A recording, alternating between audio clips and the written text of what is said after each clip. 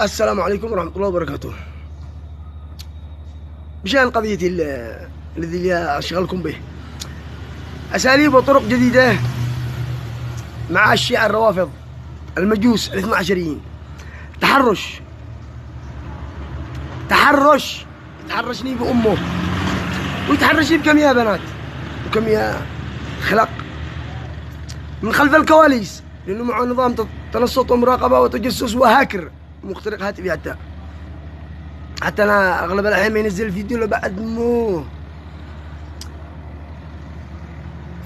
هذه أساليب وطرق جديدة باب قضايا ابتزاز وتحرش.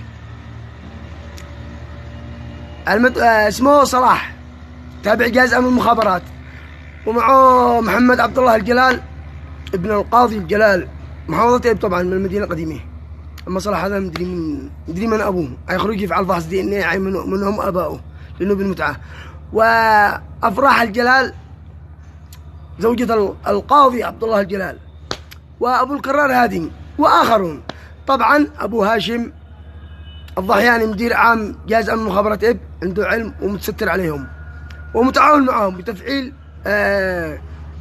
كادر استخباراتي. وأيضا أبو علي الكحلاني متستر عليهم. وتحياتي لكم.